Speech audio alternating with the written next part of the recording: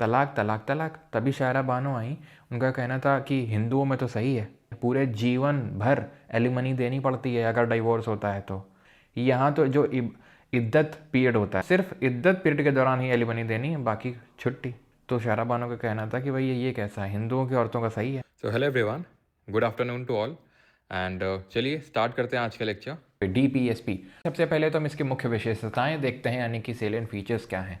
तो जिस तरीके से हमने फंडामेंटल राइट्स को बोरो किया था from the constitution of the क्या बोलते हैं यूएसए, उसी तरीके से हमने आयरलैंड के कॉन्स्टिट्यूशन से डीपीएसपी को बोरो किया है। The concept is borrowed from the Irish constitution. Okay, DPSP have been borrowed from the Constitution of Ireland. Their objective is to help establish social and economic democracy. इनका उद्देश्य सामाजिक एवं आर्थिक लोकतंत्र की स्थापना में सहायता है। डेमोक्रेसी तीन तरह की हो सकती है, सोशल, इकोनॉमिक और पॉलिटिकल। पॉलिटिकल डेमोक्रेसी स्टैब्लिश करना काम था किसका? फंडामेंटल राइट का। सोशल और इकोनॉमिक डेमोक्रेसी यानी कि लोकतंत्र में सामाजिक और आर्थिक जो पर्सपेक्टिव है वो कौन देख रहा है? डीपीएसपी। और किस तरीके से देख रहा है वो भी हम देखेंगे कि किस तरीके से डीपीएसपी में लिखा हुआ है कि हमारे सोशल एक्सक्लूजन्स को कम करना है। जो अब सोशल कैसे? तो सोशल मतलब जैसे कि फॉर एग्जांपल आदमी औरत के बीच में हो गया, या फिर गरीब अमीर के बीच में हो गया, या फिर अपर जो अगर हम देखें अपर कास्ट वही लोअर कास्ट के बीच में हो गया, तो उनके बीच का जो गैप है वो ये कम करने की बात करता है डीपीएसपी। साथ ही साथ लोगों के बीच में जो इनइक्वालिटी है, असमानता है वेल्थ को लेके, ठीक है, रिसोर्सेज को लेके, उसको कम करने की बात करता है। इसीलिए हम बोलते हैं कि सोशल और इकोनॉमिक डेमोक्रेसी प्रमोट करने की बात करता है।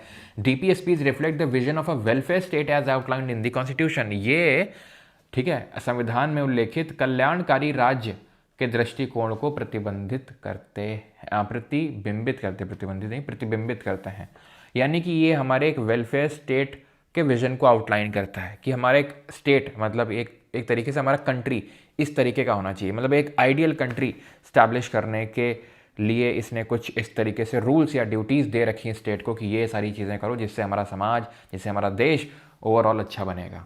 दे serve as a measure to assess laws based on their alignments and with the constitutional ideals. ये हमें संवैधानिक आदर्शों के साथ उनके संरेखण के आधार पर कानूनों का आकलन करने के लिए उपाय के रूप में काम करते हैं। अब मान लो हमारी जुडिशरी है, सुप्रीम कोर्ट, हाई कोर्ट, इनको ये देखना है कि कोई जो कानून है वो संविधान की मूल्यों के हिसाब से सही है कि नहीं है। जो हमारे कॉन्स्टिट्यूशन मेकर जो एनविजन करके गए थे उसके हिसाब से ये लॉ या कानून बनाया गया कि नहीं बनाया गया, तो उसको टेस्ट करने के लिए भी डीपीएसपी का, उनको एसेस करने के लिए, लॉज को एसेस करने के लिए भी डीपीएसपी का यूज़ किया जाता है बाय द जुडिशरी। ठीक है, ये नोवेल फीचर्स हैं यानी नवीन विशेषता हैं and they resemble the instrument of instruction as contain in the government of India act 1935। ऐसा अंबेडकर जी का कहना था। अंबेडकर जी का क्या कहना था कि ये एक तो नोवेल फीचर्स हैं, नवीन विशेषताएं, और ये रिजेंबल करते हैं यानी भारत सरकार 1935 में जो अनुदेश के साधन से मिलती जुलती हैं ये।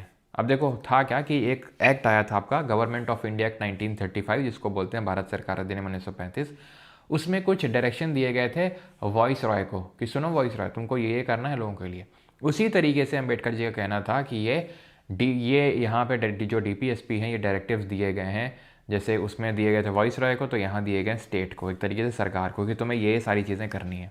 DPSP have moral and political sanctions. DPSP के पास नैतिक और राजनीतिक प्रतिबंध है। अब कमेंटबाजी भी खूब हुई इसमें। Moral percepts for the authorities of the state, ऐसा बीएन राव जी का कहना था। तो बीएन राव जी का ऐसा कहना था। बीएन राव, बेनेगल नरसिंह राव कौन थे? ये कॉन्स्टिट्यूशनल एडवाइजर या लीगल एडवाइजर थे, संवैधानिक सलाहकार थे। ठीक है, तो these are the moral percept for the authorities of state. राज्य के अधिकारियों के लिए नैतिक अवधारणाएं हैं ये। ठीक है, राज्य के अधिकारियों के लिए नैतिक अवधारणाएं, मॉरल परसेप्ट्स हैं for the authorities of the state. ठीक है, एक तरीके मॉरल ड्यूटी है। ग्रैनुअल ऑस्टिन ने बोला था कि मतलब अथॉरिटीज ऑफ स्टेट के लिए मॉरल ड्यूटीज़ हैं, वो हमने देख लिया। ठीक है, कॉन्शियंस ऑफ कॉन्स्टिट्यूशन है, संविधान की आत्मा है। और उन्होंने ये भी बोला था furthering the goal of social exclusion, यानी कि जो सोशल एक्सक्लूजन है, लोगों के बीच में डिवीजन है, उसको और कम करेगा ये जो डीपीएसपी है। फिर केटी शाह का कहना था cheque payable by the bank at its own convenience, यानी कि ये उस तरीके का चेक है जो कि बैंक की कन्वीनियंस पे पेएबल है, कि बैंक का मन होगा तो वो देगा, या तो नहीं देगा। बैंक का मन है तो उसको चेक को सैंक्शन करेगा, आपके खाते में पैसे आएंगे, नहीं तो नहीं आएंगे। वो बैंक की कन्वीनियंस पर डिपेंड करता है। एंड केसी वेरे का कहना था manifesto of AIIMS and aspiration, लक्ष्यों और आकांक्षाओं का एक घोषणा पत्र ही है, ऐसा वीरे जी का कहना था। 36 से लेके 51 तक में डीपीएसपी तो है, लेकिन 36 और 37 में कोई डीपीएसपी नहीं लिखी हुई है। तो क्या लिखा हुआ है? 36 में लिखा हुआ है स्टेट का डेफिनेशन, और मजे की बात यह है कि इसमें लिख दिया कि वही है स्टेट का डेफिनेशन जो पार्ट 3 में बताया था। तो हमारा काम कम हो गया, हमें कुछ अलग से नहीं पढ़ना कि स्टेट में क्या आता है। तो स्टेट में क्या आ जाएगा? लेजिस्लेचर आ जाएगा, सेंटर का भी स्टेट का भी, गवर्नमेंट आ जाएगी सेंटर की भी स्टेट की भी, और लोकल गवर्नमेंट भी, पंचायत और नगर पालिका, ये सब भी आ जाएंगी। अगर और कोई गवर्नमेंट एजेंसी जो गवर्नमेंट के लिए काम कर रही है वो भी आ जाएगी। तो ये सब स्टेट के अंदर आ जाते हैं, जो कि हमने पहले भी देखा था, ऑल ऑफ दी अबव। फिर 37 तो वहाँ 13 में क्या था कि कोई भी कानून बनाया गया जो फंडामेंटल राइट्स के विरुद्ध होगा, यानी कि मौलिक अधिकार के विरुद्ध होगा, तो उसको नल एंड वॉइड डिक्लेयर किया जा सकता है। यही पढ़ा था 13 में कि अगर कोई भी इस तरीके का कानून बनाया गया, चाहे केंद्र बनाए चाहे राज्य बनाए, चाहे वो एक टेम्पररी लॉ ही क्यों ना हो, अगर वो फंडामेंटल राइट्स के अगेंस्ट है, समझ रहे हैं आप, तो उसको नल एंड वॉइड डिक्लेयर किया जा सकता है। अब 37 में क्या है? अभी तुमने बार बार मुझे सुना होगा cheque payable at the convenience of bank, या फिर कि मॉरल सैंक्शन है, कर देना वैसे भी, हाँ, कि मॉरल सैंक्शन है, ये हमारे कॉन्स्टिट्यूशन मेकर्स चाहते थे ऐसा हो, और ना भी करोगे तो क्या ही कर लेंगे वो। क्यों? क्योंकि ये आपके नॉन जस्टिसिएबल नेचर के हैं, यानी आप कोर्ट नहीं जा सकते हैं, आप कोर्ट नहीं जा सकते हैं, और ना ही जो जुडिशरी है हमारी वो किसी लॉ को नल एंड वॉइड डिक्लेयर कर देगी सिर्फ इस ग्राउंड में कि वो डीपीएसपी को फॉलो नहीं करता है। तो इससे हमें ये पता चलता है कि 13 वाला जो आर्टिकल नंबर 13 था वो ये बताना चाह रहा था कि जो हमारे फंडामेंटल राइट्स हैं वो तो जस्टिसिएबल हैं, यानी आप अगर आपने ठीक से नहीं बनाया तो वो आप जो कोर्ट है जुडिशरी उसको नल एंड वॉइड डिक्लेयर कर सकता है। So it is the duty of the state to apply this principle when making laws and policies, ये उनकी ड्यूटी है, लेकिन ये नॉन जस्टिसिएबल, आप कोर्ट नहीं जा सकते। 36 और 37 में क्या लिखा है समझ आ गया? अब एक्चुअल में जो डीपीएसपी शुरू है वो 38 से शुरू है, वो अनुच्छेद नंबर 38 से शुरू है। तो 38 पे आते हैं, स्टेट टू सिक्योर। अभी अगेन रटने की कोशिश मत करना कि हम जल्दी से रट लें आर्टिकल 38 में क्या लिखना, वो हम बता देंगे आपको, ठीक है, वो याद हो जाएगा आपको। State to secure social order for the promotion of welfare state of the people, मतलब ये एक तरीके से लोक हितकारी राज्य बनाने की बात करता है कि भाई लोगों का वेलफेयर करना है। कैसे? State must promote people's welfare by ensuring justice, justice देना लोगों को, सोशल, इकोनॉमिक, पॉलिटिकल, 3 तरीके का जो हमने देखा था प्रियम्बल में भी लिखा हुआ था। अब आपको बताना है कमेंट्स में कि जस्टिस के जो प्रिंसिपल्स हैं वो हमने किस कंट्री के कॉन्स्टिट्यूशन से बोरो किया इनको। It should also reduce inequalities in income, status, facility and opportunity. तो 38 का जो क्लॉज ए है वो बात करता है कि पीपल, लोगों का वेलफेयर करना और जस्टिस इंश्योर करना, जस्टिस देना, लोगों को न्याय देना है। फिर बाद में 1978 में एक अमेंडमेंट होता है 44th अमेंडमेंट, और उसमें एक और चीज़ ऐड करी गई कि हमें असमानता को घटाना है, हमें इनइक्वालिटी को रिड्यूस करना है। किस चीज़ में इनइक्वालिटी?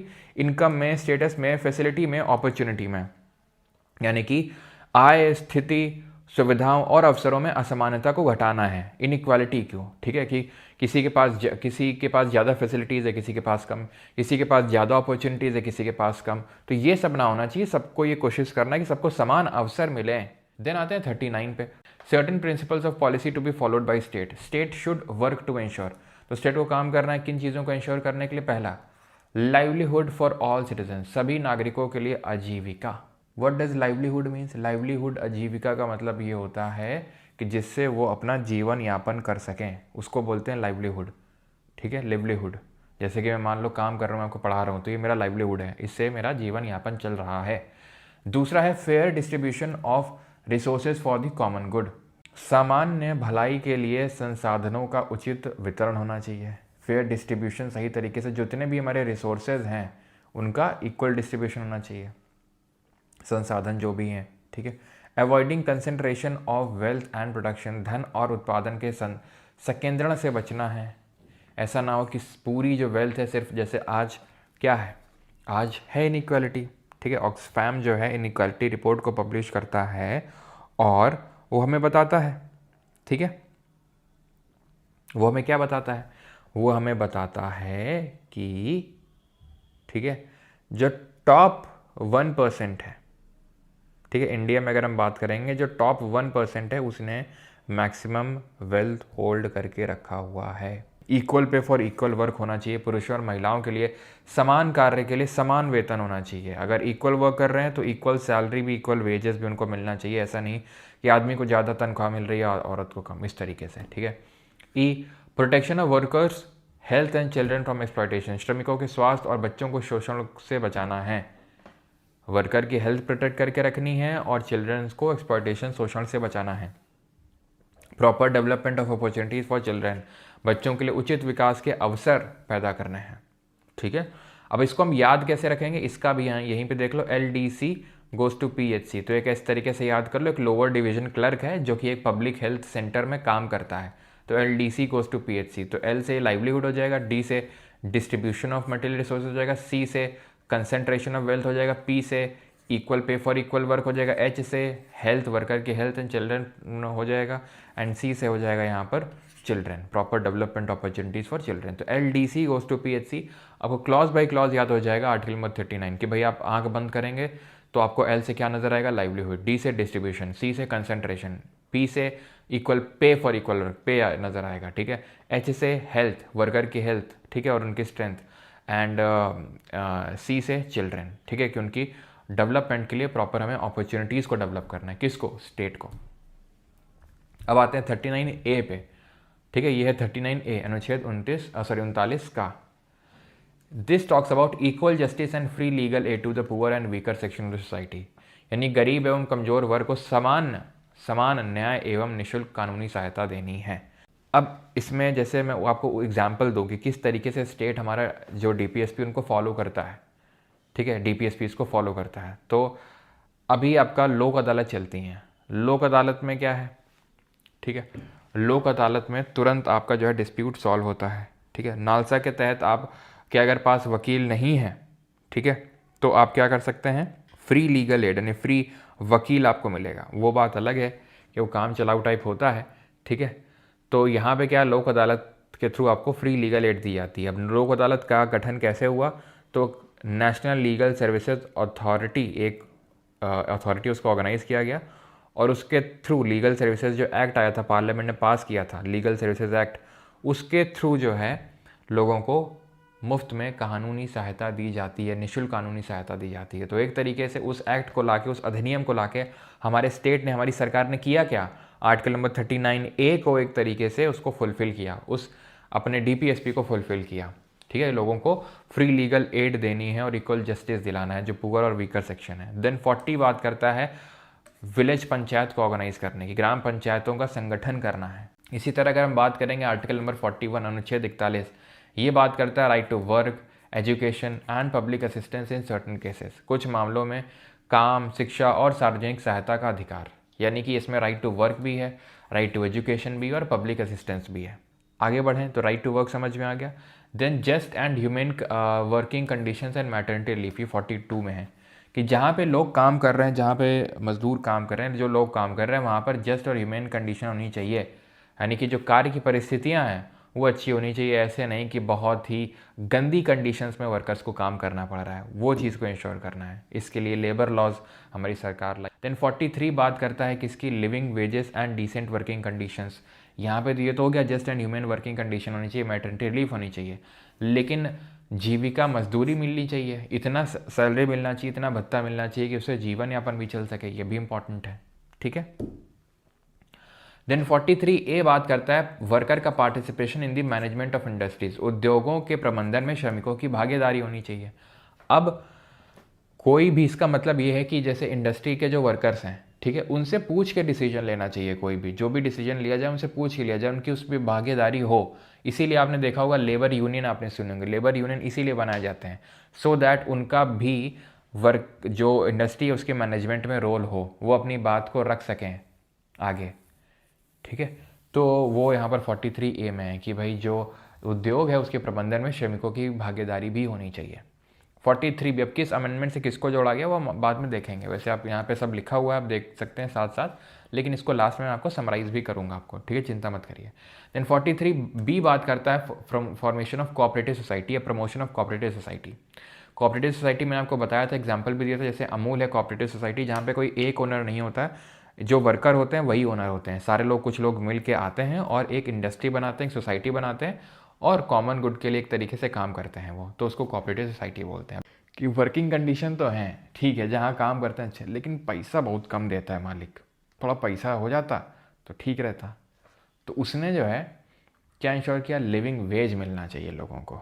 लिविंग वेज मतलब जिससे उनका क्या हो, जीवन यापन हो सके सही से। लिविंग वेज, जीविका मजदूरी मिलनी चाहिए। ऐसा नहीं कि पूरे दिन काम करवाया और दिए कितना, 200 रुपये। अब आप आंख बंद करो सभी लोग। 38 पहले लोगों को वेलफेयर करना था, उसको लोगों का वेलफेयर, तो वेलफेयर लोक हितकारी राज्य बनाने की बात करता है। और दूसरा क्लॉज है मिनिमाइज करना inequality in income status facility and opportunity. Then आते हैं 39, L D C goes to P H C lower division clerk. तो L livelihood, D distribution of material resources, C concentration of wealth, P equal pay for equal work, H health of workers and C opportunities for healthy development of children. L D C goes to P H C. फिर L D सी ने किया गया था, गाँव में गया था, गाँव में पहले तो लोगों के विवाद सुलझाए। तो free legal aid to poor 39A। Then फिर पंचायत ऑर्गेनाइज करी 40। देन फिर पंचायत ऑर्गेनाइज करी तो फिर लोगों ने क्या बोला, काम दिला दो थोड़ा सा मालिक। तो right to work, education and public assistance 41। Okay.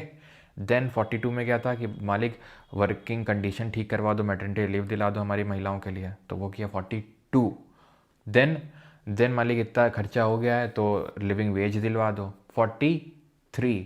Then हमारा पार्टिसिपेशन इंश्योर कर दो in the management of industries 43A, 44 नहीं।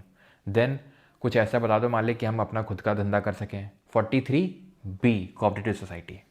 खत्म। अब आते हैं 44 कितना इक्वल टाइप नहीं लग रहा, 4 दोनों जुड़वा भाई हैं, कितना यूनिफॉर्मिटी लग रही है दोनों में। यूनिफॉर्म सिविल कोड, समान से लग रहे हैं दोनों, है ही समान दोनों।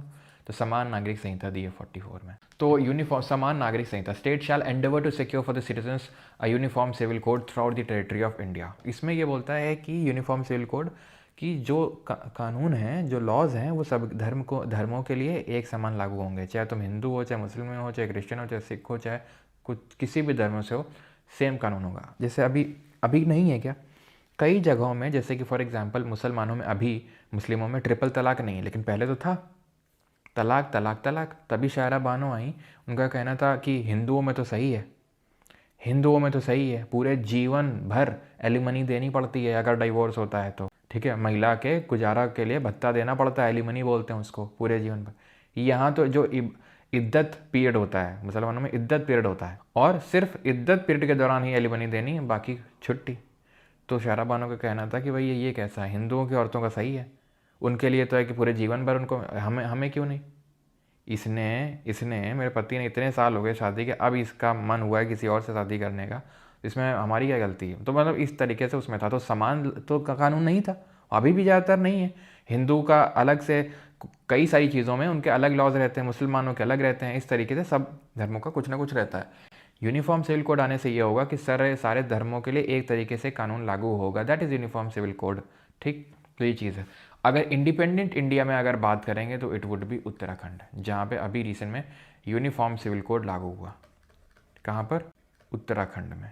गोवा का क्या सीन है मैंने आपको बताया, पोर्चुगीज़ वहाँ पर पहले रूल कर रहे थे, तो पोर्चुगीज़ लॉ के हिसाब से वहाँ यूसीसी लागू हुआ था प्री इंडिपेंडेंस। ये पोस्ट इंडिपेंडेंस अगर पहला स्टेट बात करेंगे तो उत्तराखंड होगा। अब आते हैं आर्टिकल नंबर 45 पे। 44 तक आपको आर्टिकल बाई आर्टिकल याद हो चुका है कि नहीं हो चुका है। अब 45 से आते हैं। बच्चे कितने हैं? 45, 40, 47, 48, 49, 50, 51। 45 क्या बात करता है? अर्ली चाइल्डहुड केयर की एंड एजुकेशन की। आर्टिकल 21A में जो आज लिखा हुआ है राइट टू प्राइमरी एजुकेशन 6 से 14 साल तक के बच्चों के लिए, वही पहले आर्टिकल नंबर 45 में लिखा हुआ था। ठीक है, राइट टू प्राइमरी एजुकेशन 6 से 14 साल तक के बच्चों के लिए, ठीक है, यही पहले लिखा हुआ था। कहाँ पे? आर्टिकल नंबर 45 में। लेकिन 86th अमेंडमेंट से क्या किया गया, इसका सब्जेक्ट मैटर बदल दिया गया, इसके सब्जेक्ट मैटर को यहाँ डाल दिया गया। तो इसमें क्या बदलाव किया गया कि 6 से 14 साल तक के बच्चों की शिक्षा को तो 21A देख रहा है, लेकिन 0 से 6 वाले उनका क्या होगा, जो 6 से नीचे, तो उनके लिए अर्ली चाइल्डहुड केयर देना है, वो स्टेट का काम दे देते हैं। ये एक तरीके से 6 से 14 साल तक के बच्चों को प्राथमिक शिक्षा मिलना चाहिए। इसको एक क्या बना दिया हमने, इन्फोर्सिएबल राइट या जस्टिसिएबल राइट बना दिया कि भाई अगर नहीं मिलेगी तो कोई कोर्ट भी जा सकता है। और ये अर्ली चाइल्डहुड केयर, जैसे आपने सुना होगा आंगनवाड़ी में बच्चों खिलौने आते हैं, हाँ, खाने के लिए राशन आता है, वो बात अलग है कि आंगनवाड़ी की महिला उसको बच्चों तक पूरा सप्लाई नहीं हो पाता है वो, ठीक है, लेकिन आता तो है। हाँ, बहुत सारी चीज़ें आती हैं बच्चों के न्यूट्रिशन को इंश्योर करने के लिए, बच्चों को खेलने के लिए खिलौने वगैरह आते हैं, ठीक है, तो वो सारी चीज़ें होती हैं below the 6 years of age. तो आंगनवाड़ी सिस्टम ला के एक तरीके से आर्टिकल 45 को ही तो इम्प्लीमेंट कर रहा है हमारा state. 46, promotion of educational and economic interest of schedule caste, schedule tribe, weaker section of society. तो जो SC ST या वीकर सेक्शन ऑफ सोसाइटी है, उनके अनुसूचित जाति जनजाति उनके और या कमज़ोर वर्ग है, उसके शैक्षिक और आर्थिक हितों को बढ़ावा देना है। ये 46 बात करता है। 48 किसकी बात करता है कि एग्रीकल्चर को ऑर्गेनाइज करना है और एनिमल हस्बेंड्री को, ठीक है, कृषि को और अच्छा करना है, और जो पशुपालन संगठन है उसको और बेटर करना है, ठीक है, पशुपालन जो संगठन है उसको और बेटर करना है। और क्या प्रोहिबिट करना है? Slaughter of cows, calves and useful cattle, यानी कि जो गाय हैं, बछड़े और उपयोगी जो मवेशी हैं उनके वध पर प्रतिबंध लगाना है। लेकिन क्या लगा है? द आंसर इज नो, ठीक है, आपको भी पता है जो गाय वगैरह होती हैं, ठीक है, गाय वगैरह होती हैं तो उनका दूध निकाला जाता है, और जब वो दुधारू नहीं होती हैं, दूध नहीं दे पाती हैं, उनको कसाई खाने भेज दिया जाता है कटने के लिए। क्यों?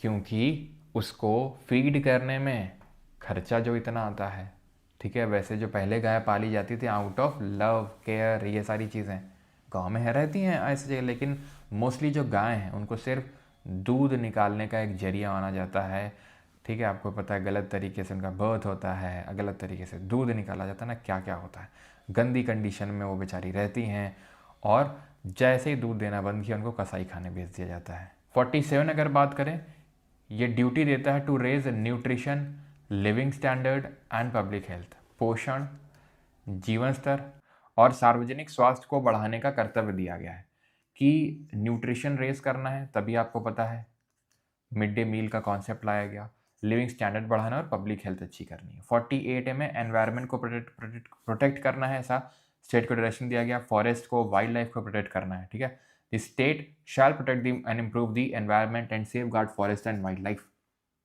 अगेन इसको भी 42nd अमेंडमेंट से ऐड किया गया। 49 बात करता है जुडिशरी और एग्जीक्यूटिव को सेपरेट करने की, न्यायपालिका और कार्यपालिका को पृथक करने की, ये स्टेट को डायरेक्शन दिया गया है, सो दैट कि अपने अपनी बाउंड्रीज में काम करें। याद करो, division of powers, division of functions, याद आया कुछ? याद आया कुछ? Division of function, separation of power, वही है ये। 51 आखिरी है, that is talks about promotion of international peace and security, अंतर्राष्ट्रीय शांति और सुरक्षा को बढ़ावा देना है, इंटरनेशनल पीस एंड सिक्योरिटी को, इंटरनेशनल पीस और सिक्योरिटी को बढ़ावा देना है। Just and honourable conditions maintain करके रखनी है अपने नेबर्स के साथ। अब हमने 44 तक सर देख लिया था, अगर आपको याद हो, हमें 45 ऑनवर्ड्स देखना है, याद करना है किस तरीके से हम इसको याद करेंगे। 45 तो आई थिंक याद हो गया होगा आपको। 45 में तो कोई प्रॉब्लम नहीं होगी, अर्ली चाइल्डहुड केयर, ठीक है। 46 याद करते हैं। अब वही LDC की स्टोरी क्यों ना ले लें। वो LDC जो है उसने सोचा यार SC ST के लिए भी कुछ काम करते हैं, ओके, SC ST के लिए भी कुछ काम करते हैं, तो उनके इंटरेस्ट के लिए इसने काम करना शुरू किया, SC ST और वीकर सेक्शन के लिए। कैसे?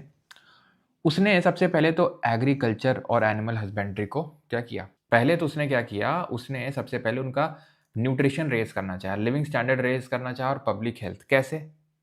इसी में ध्यान रखना, 47 में लिखा है prevent the consumption of intoxicants, prevent the consumption of intoxicants. Intoxicant क्या होता है? इंटॉक्सिकेंट क्या होता है? दारू। तो जब उसने SC ST का वो करना का सोचा कि भाई ठीक है कुछ करते हैं इन लोगों के लिए, तो उसने पाया कि ये लोग जो हैं अभी बहुत ज़्यादा लिप्त हैं इंटॉक्सिकेंट ड्रिंक्स में, ड्रग्स में, तो इनमें ये लिप्त हैं, तो इनमें ये लिप्त हैं, तो इनका अब क्या करना पड़ेगा, इनका न्यूट्रिशन रेज करना पड़ेगा। अब कैसे न्यूट्रिशन रेज होगा? अब इन लोगों को तो कुछ पीने की आदत पड़ी है, क्योंकि इन लोगों को कुछ पीने की आदत पड़ी है, तो एक काम करते हैं, एग्रीकल्चर ऑर्गेनाइज करते हैं, एनिमल हस्बेंड्री को ऑर्गेनाइज करते हैं। तो एनिमल्स रहेंगे तो वो नहीं पियेंगे इंटॉक्सिकेंट ड्रिंक्स, क्या पियेंगे? दूध पियेंगे, और दूध पियेंगे, एनिमल रखेंगे, तो भाई एग्रीकल्चर भी साथ साथ में कर लेंगे, मिक्स्ड फार्मिंग हो जाएगी इनकी, है ना। पढ़ाते ज्योग्राफी में मिक्स्ड फार्मिंग बोलते हैं जब आप एग्रीकल्चर और एनिमल हस्बेंड्री दोनों करते हो, और फिर उनको जानवरों को खिलाने के लिए चारा भी मिल जाएगा एग्रीकल्चर से। ठीक, अब ये तो क्या, अब दूध पी के कुछ सोसाइटी के लिए भी करना है कि नहीं करना है, कि बस दूध पी के बैठे हुए हैं बस मोटे हो गए एकदम, ऐसा तो नहीं है। एनवायरनमेंट को प्रोटेक्ट करवाया उसने, फॉरेस्ट को बनाया उसने, वाइल्ड लाइफ को इम्प्रूव किया, तो ये सारे काम करवाए उस एलडीसी ने। अब सारा ठेका उसने तो ले नहीं रखा है कि वो जुडिशियल एग्जीक्यूटिव को भी सेपरेट करेगा। ठीक है, तो ये दो, अच्छा एक तो इसमें मिसिंग है भैया, एक मिसिंग है यहाँ पे, 50 वाला तो मिस हो गया, 49 यहाँ नहीं लिखा है। ठीक है, आर्टिकल 49 है ये this is article number 49 which talks about conservation of the monuments जैसे जो हमारे इंपॉर्टेंट प्लेसेस हैं। ठीक है, it is a duty of the state to protect all monuments, ठीक है, and places of national importance, तो जो भी नेशनल इंपॉर्टेंस की जो प्लेसेस हैं उनको भी प्रोटेक्ट करना ये काइंड ऑफ स्टेट को ड्यूटी है। ठीक, तो उसने लोगों से एनवायरनमेंट को प्रोटेक्ट करवाया, देन मॉन्यूमेंट्स जो हैं उनको प्रोटेक्ट करवाया, उनकी साफ सफाई आसपास करी है ना। ताजमहल आप देखते रहते होंगे, कई सारे वीडियोस आते हैं कि फॉरेनर आके साफ सफाई कर रहे हैं ताजमहल के आसपास की जो गंदगी फैली हुई है। तो उसने क्या किया, SC ST के लिए उत्थान के लिए काम किया। कैसे, उसने देखा कि लोग ड्रिंक्स बहुत ले रहे हैं तो इनका न्यूट्रिशन का लेवल रेज करना पड़ेगा, तो एग्रीकल्चर और एनिमल हस्बेंड्री को ऑर्गेनाइज करवा दिया उसने। ठीक है, और स्लॉटर वगैरह रुकवाया काउज और काव्स का। देन उससे दूध पिला के उनसे काम करवाया। क्या काम करवाया, एनवायरनमेंट को प्रोटेक्ट करवाया एंड देन मॉन्यूमेंट को प्रोटेक्ट करवाया। 50 और 51 आप खुद से याद कर सकते हैं। जुडिशियल एग्जीक्यूटिव को सेपरेट करना है और 51 रुपये का प्रसाद चढ़ा के शांति का पाठ का जो है शांति का प्रचार करना है, सिंपल 51 रुपये का प्रसाद चढ़ा के। फिर से रिकॉल करते हैं, आंखें बंद करेंगे सभी लोग। तो फिर से रिकॉल अभी हम यहाँ बीच से कर रहे हैं। 44 में हमने देख लिया था यूनिफॉर्म सिविल कोड, 45 में अर्ली चाइल्डहुड गया, देन 46 में SC ST, ठीक है, उनका उत्थान करना है। 47 में वो इंटॉक्सिकेंट ड्रिंक्स ले रहे हैं, उनका लेवल ऑफ न्यूट्रिशन रेज करना है, to raise the level of nutrition standard of living, ठीक है, एंड हेल्थ। उसके लिए एग्रीकल्चर एनिमल हस्बेंड्री को ऑर्गेनाइज किया, 48 और स्लॉटर को प्रिवेंट किया, 48A एनवायरनमेंट को प्रोटेक्ट करवाया, 49 मॉन्यूमेंट को प्रोटेक्ट करवाया, 50 जुडिशियल एग्जीक्यूटिव को सेपरेट करना, 51 international peace and security and just and honourable condition with our neighbours. याद हो गई सारी की सारी DPSP आपको, सारी DPSP रट गई आपको। ओके, 50-50 जो है इन दोनों को अलग अलग कर लेना है।